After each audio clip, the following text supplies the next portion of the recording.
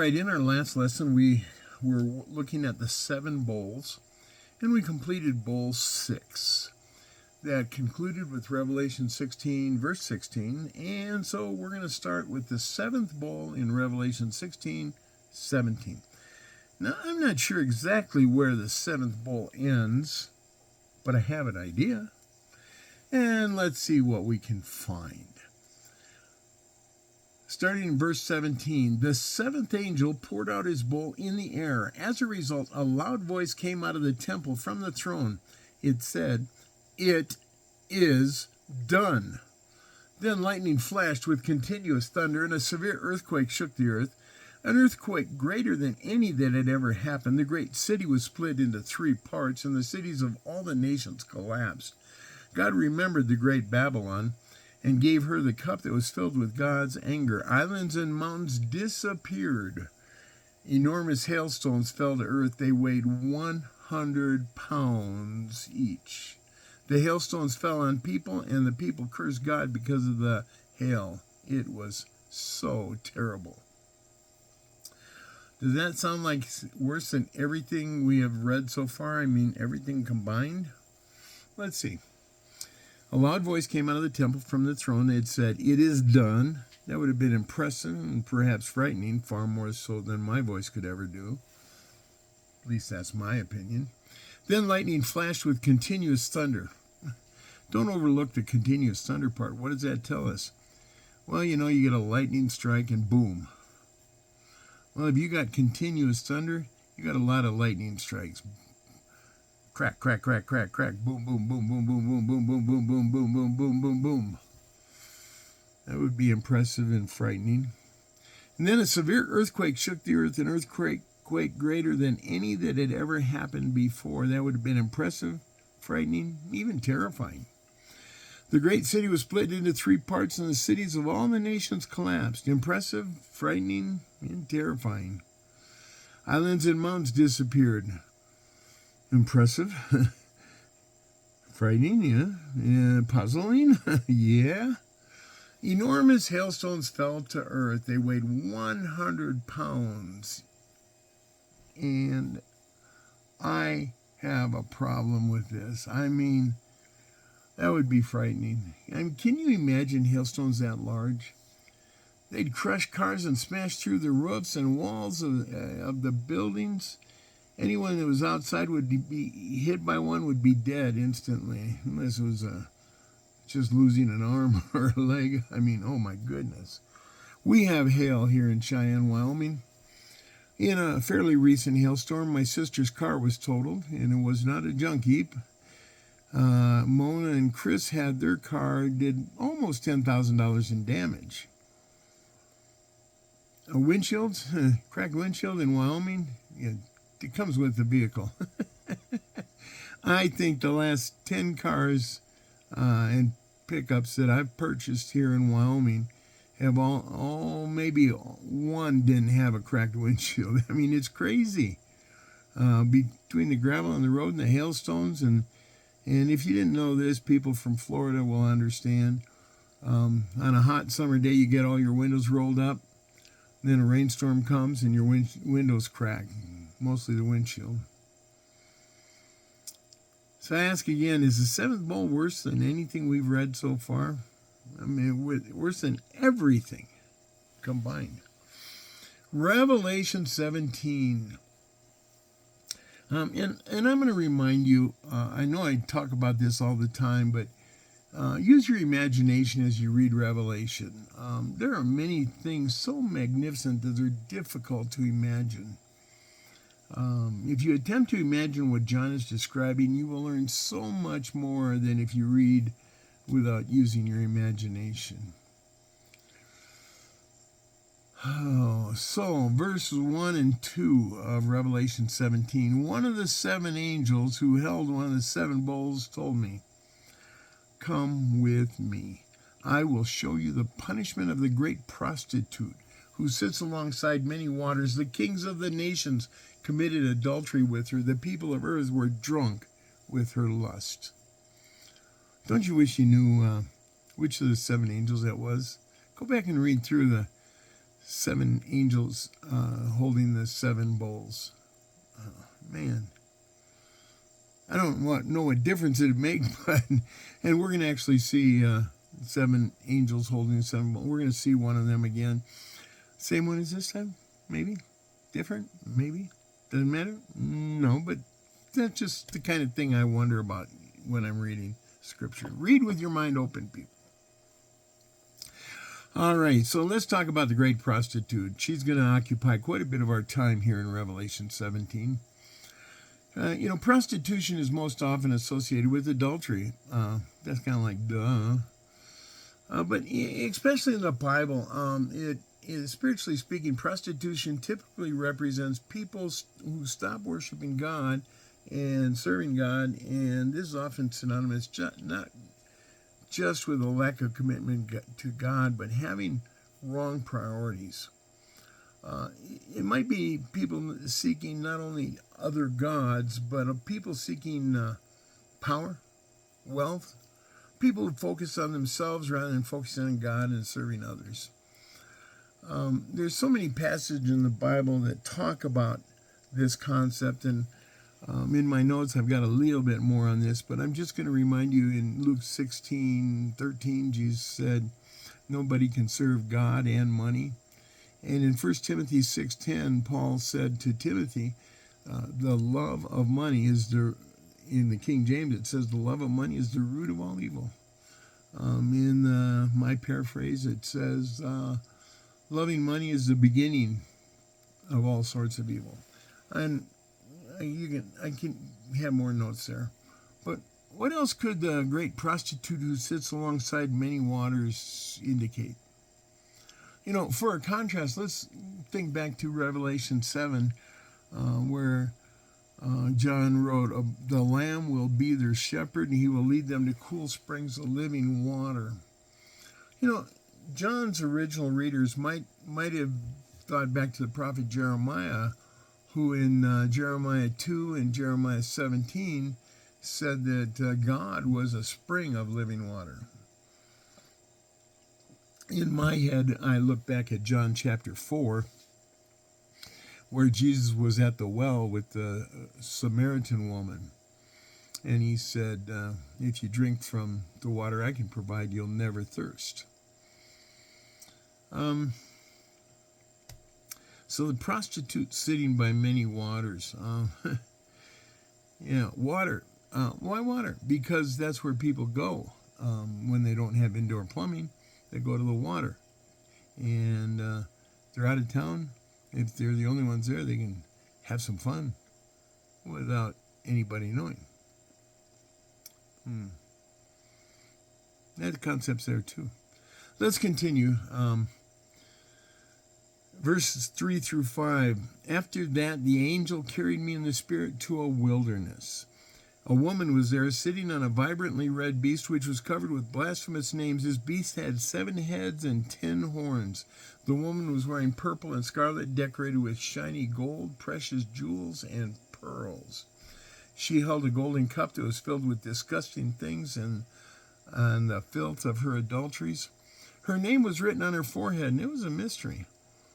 Babylon the Great, the mother of prostitutes and of the atrocities on earth. That was her name on her forehead.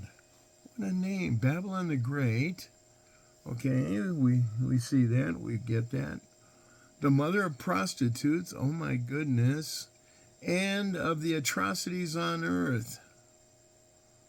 Who wants that name? Well, Babylon itself was used in the Old Testament as a symbol of the anti-God people. The city of Babylon kind of ruled the Middle East for a great deal of ancient history, fighting with Egypt on occasion for control. But Babylon was occupied by the Medes, the Assyrians, the Persians, in different ways and different times, and it kind of got a bad reputation. John's original readers, though, might have been thinking of Rome as their version of Babylon, the center of everything evil. We'd consider many different modern cities as Babylon, but in my opinion, if we look at the entirety of this book, Babylon appears to represent the church of the Antichrist. My opinion. Take it for what it's worth. A woman sitting on a vibrantly red beast, and John goes on to describe her.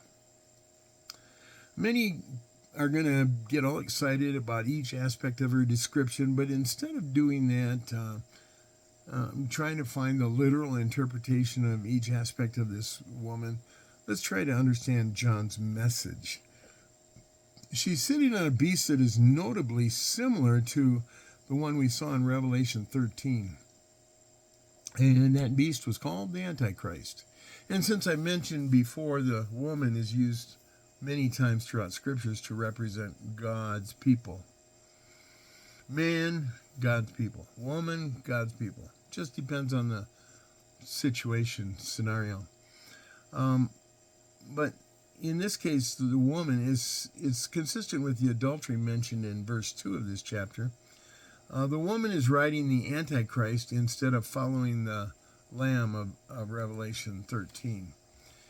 And she's dressed in beautiful and expensive clothing and wealth. She's enjoying her adultery. People, there's enjoyment in sin. I said that one time in teaching a junior high school class as a guest speaker. I started with saying sin is fun for a while. The end result is never fun. And I got kicked out of that church for saying that. But anyway, there's enjoyment in sin, but that enjoyment only lasts for a period of time. I speak from experience learned in my youth. The thrill of that life that I was living required that I continually seek more and more. More money, more excitement, more thrills, more everything. So that's a good approach to understanding your priorities. Do you need to get the latest and greatest car? Do you need to get a newer, bigger, nicer home? Do you need to take bigger and greater vacations? If so, be careful. Those can be signs and are signs of a commitment issue between you and God. If that's where you're seeking your fulfillment, you've got a problem. And perhaps that's why the fruit of the Spirit includes, from Galatians 5:22, includes both joy and peace. With true joy and true peace, you will not be so more oriented. Where am I wrong? You get what you pay for, and here you ain't paying much to get my opinion. Read the scriptures for yourself. Verses 6 through 8 of Revelation 17. This woman was drunk from the blood of God's faithful people, the blood of those whose testimony pointed to Jesus. Okay, stop. She's drunk from the blood of God's faithful, the blood of those whose testimony pointed to Jesus. That means she, being Babylon the Great, is killing God's faithful. And it's exciting her. Okay, let's continue. John writes, I was astonished when I saw her. The angel asked me, why are you so astonished? I will explain the mystery of the woman and the beast she rides. The beast with 7 heads and 10 horns. The beast you saw was, but is no longer. However, it will return from the abyss and go to its destruction. Everyone on earth, if their name is not written in the book of life, will be astonished when they see the beast that was, but is no longer, but will return. Vision explained. Do we need to say more? I mean, it seems clear in the light of what we've studied. Let's just keep moving on. Revelation 17, 9 through 11. This requires some wisdom to understand. The 7 heads represent the 7 hills on which the woman sits. The 7 heads are also 7 kings. 5 have fallen, 1 exists now, and the other one has not yet come. When he comes, he will only exist briefly. The beast who was, but is no longer, is an eighth king. He belongs to the seven kings and will go to his destruction. Got it? Okay. Seven heads represent seven hills. Seven heads are also seven kings. I mean, to John's original readers, seven heads would have meant the seven hills of Rome. Because Rome was a city founded on seven hills, so, I think it's got to be something they were thinking of. But let's look at it. Seven kings, 5 have fallen, 1 exists now, and the other has not yet come. What do they symbolize? This is a second, Rome, and, 7 hills, and now 7 kings. This is a very difficult passage to understand, and especially if we try and apply it in a physical sense. What do I mean? Scholars from each age of Christianity have interpreted this differently. The most common approach throughout history has been to discuss the 5 kingdoms that ruled the Middle East before John's day. So 5 have fallen, 1 exists now, and the other is yet to come. 5 that had fallen would have been Egypt and Assyria, Babylon, Persia, and Greece. When I say Babylon, I mean the Medes. And maybe I should fix my notes to say that. But Egypt, Assyria, Medes, Persia, and Greece would have been the 5 that had fallen. Rome was ruling at that time. So that leaves a future kingdom to be the 7th kingdom. And Christian scholars throughout history have all pretty much agreed with that. It makes sense. But what's the 7th kingdom? Many have said this one, this one, this one, this one throughout history. Some say today, this one, that one, that one. I don't have an answer for you. Good luck. You come up with an idea, I'll talk about it. Probably won't agree with you. Probably won't disagree with you. Won't argue about it either way. Then we see 10 more kings, 10 more kingdoms. And if you thought the 7 kings were difficult, we're going to make it even worse. 12 through 14 says, the 10 horns you saw are 10 kings who have not yet been given kingdoms. Got it. They will become kings along with the beast, but they will only be kings for 1 hour. They have only one purpose. They will give their power and authority to the beast. They will fight a war against the Lamb, but the Lamb will defeat them because he is the Lord of lords and the King of kings, and the Lamb will have with him his chosen and faithful followers. I like that. Now, clearly, these 10 kings were to be future kings from John's time. Isn't it interesting that they will only rule for 1 hour?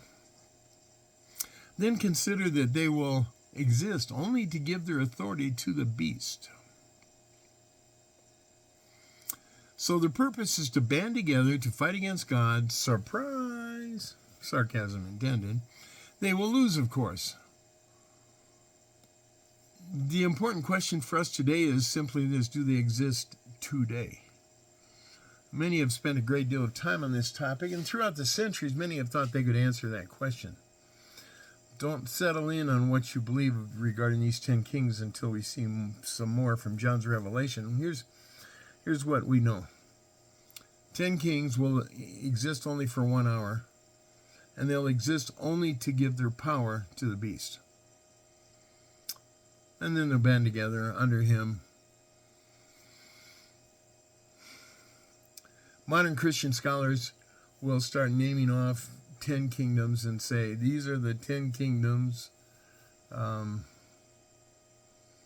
today they probably start with Russia and China and North Korea. And, name off the 10 hate the most. You know, let's keep reading. Verses 15 to 18, the angel continued. Where the prostitute sits, the water represent all people from every nation. The beast and his 10 horns, which you saw, will hate the prostitute.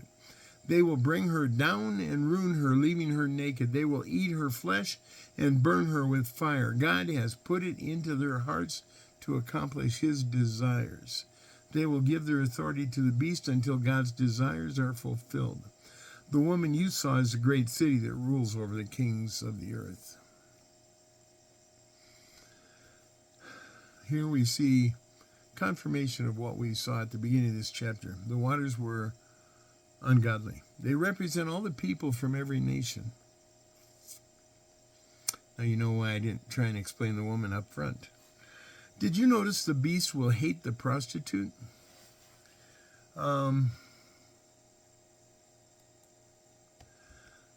She represents the great city that rules over the kings of the earth, and the beast will bring her to ruin and leave her naked. Naked meaning exposed. Do you think the beast perhaps hated the prostitute not because of what she did, but simply because the beast was not interested in having anyone with any authority? The beast wanted total control over everyone.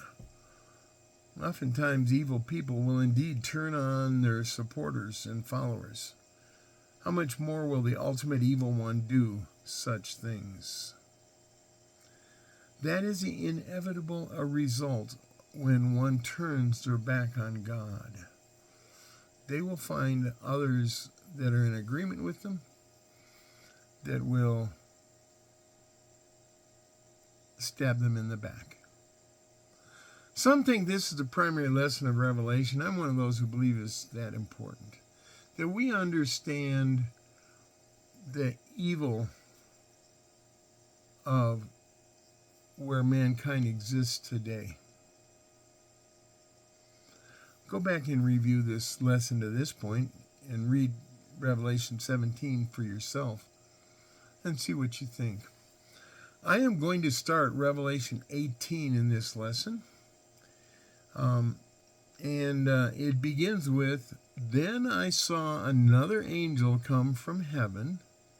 He had great authority, and the earth was lit up by his splendor. He shouted with a mighty voice, 'Fallen, the great Babylon has fallen. She has become the home of demons and a resting place for every impure spirit, a resting place for every unclean bird, and a resting place for every unclean, detestable animal. For every nation has become drunk from her adultery.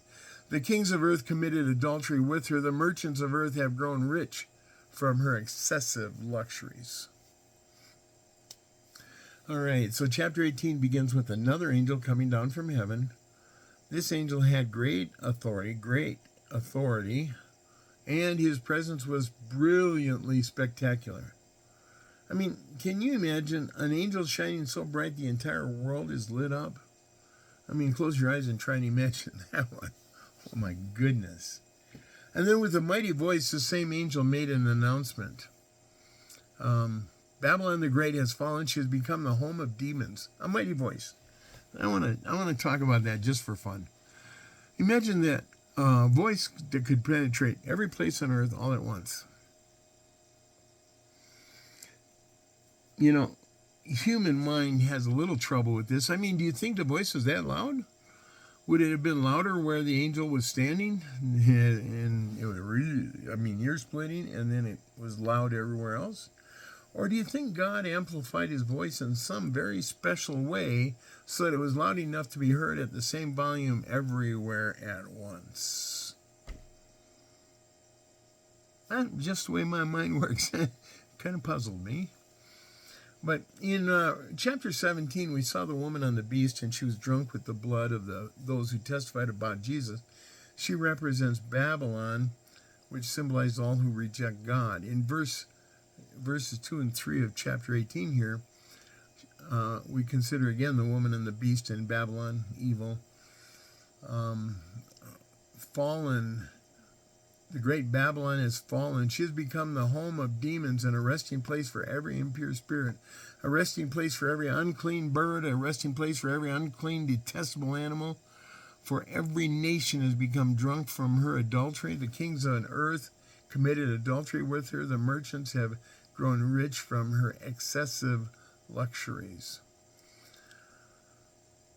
Oh, she lived in great luxury, but her ruin will be swift and painful and complete. As I've said before, living a life of debauchery can bring great joy for a period of time, but as we're about to see, eventually, this lifestyle does not end well. And I got to stop here. It's not in my notes, but she has become the home of demons. For every nation has become drunk from her adultery. The kings of earth committed adultery with her.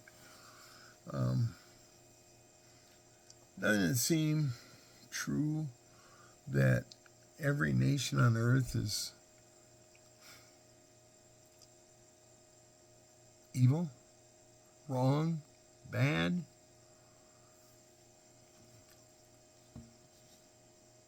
I mean, I like America. I love America. I think it's the greatest nation in the history of mankind and the greatest today. But a lot of people think we're pretty bad.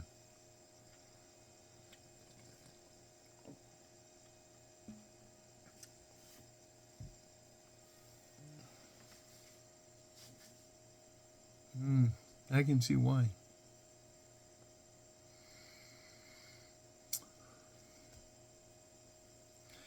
Well, let's move on. Consider carefully this description of what the woman of Babylon had done and what God thought about what she had done and what he would do about all of that as we read verses 4 through 8. Then another voice from heaven said, voice from heaven. You know, some of these I think are God. And I usually point that out. Some I'm not so sure. Whose voice is it? It's a voice from heaven. It said, "Come away from her, my people, so you will not participate with her sins, so you will not be inflicted with any of her plagues. Her sins are stacked up to heaven, and God remembers her crimes. Give back to her what she has given. Pay her back double for what she has done. Pour her a double portion of what's in her cup. Give her as much torment and grief as all of the glory she gave herself. In her heart she boasts that she is a queen and not a widow, that she will never mourn. That is why in just one day her plagues will overwhelm her: death, mourning, and famine. She will be consumed by fire because the Lord God is mighty and he judges her." And mourning there is Mourning, not M-O-R-N. It's not good morning, good morning. It's mourning. Oh, weeping.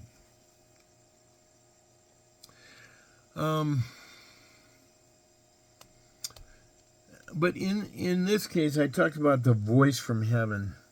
In this case, I believe it was God, because it called out to my people and asking them to leave Babylon. If God says my people, I mean, a voice says my people, it's God, I think. Babylon's about to suffer in just one day: plagues, death, mourning, famine, consumed by fire. Oh, that day. We're getting close to the great, great battle. Verses 9 through 10, and we're going to conclude with these two verses for today's lesson. "When the kings of earth who have committed adultery with her and have shared her luxury, when they see the smoke of the woman burning, they will weep and mourn for her. They will be terrified over her torment and will stand far away from her and cry out, 'Woe! Woe to you, great city! Woe to you, mighty city of Babylon! In 1 hour your doom has arrived.'" Imagine how the kings of earth felt as they mourned over Babylon's destruction in 1 hour. Notice also they stood a long ways away from her. All right. Well, in that conclusion right there is a bad spot to break. Next week, I'll come back and read the last couple of passages there. But the lesson will really start with verse 11. And the question I have is, do the merchants really care about Babylon being destroyed? And why? God bless you. I love you. May you have a blessed week. Amen.